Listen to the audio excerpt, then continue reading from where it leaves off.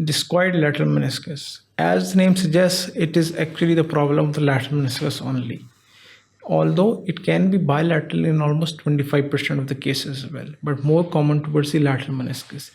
Usually asymptomatic in children, and it usually becomes symptomatic in the teenage or in the adolescent age group. What happens is that there is actually a hypertrophy of the lateral meniscus, leading to kind of an increased size and discoid appearance of the lateral meniscus.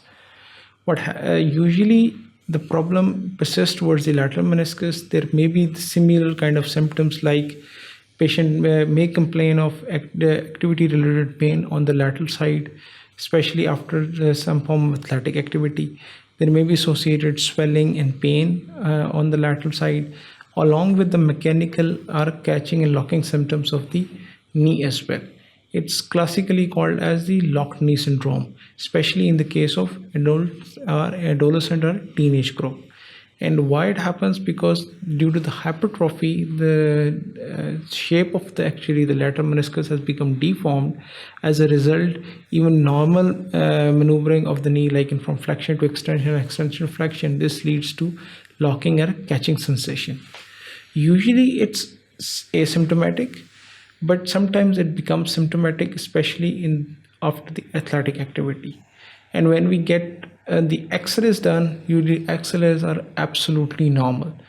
Therefore, we have to go for some form of an MRI of the knee joint as well. And in case of the MRI, sometimes this is visible due to the abnormal position of the lateral meniscus. If you see it over here, and if you see, this has actually hypertrophied, increase in size, as well as appears to be a discoid shape on the lateral side. It's usually visible on the x-ray. There may be some telltale signs, although meniscal pathology is not visible, but there are telltale signs which point out towards the discoid lateral meniscus. For example, on x-ray, we may have increased joint space.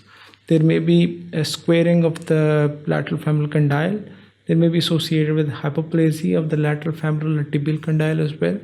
So these are all telltale signs that this may be discoid meniscus. Although for the confirmation, the gold standard for the confirmation of discoid meniscus is always the MRI. And when we get at least 5 mm cuts on more than 3 cuts, which are of 5 mm cuts, if there is actually hypertrophy or discoid shape of the lateral meniscus, it can only be labeled as discoid lateral meniscus.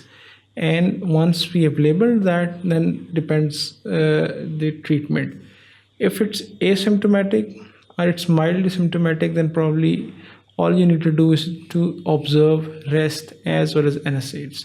But if it becomes problematic, especially it usually results in pain, swelling after every athletic activity, or there is actually excessive locking or catching symptoms there, then we may have to go for arthroscopic saucerization of the discoid lateral meniscus in the case of teenage. Usually the treatment is reserved until in the 12 years or 14 years of age has actually passed, so that because the physes of the distal femur as well the proximal tibia have closed, therefore we can safely go for an arthroscopic procedure for saucerization. And that is arthroscopic saucerization is done to actually relieve the catching and locking symptoms or mechanical symptoms which has been actually produced by the discoid lateral meniscus.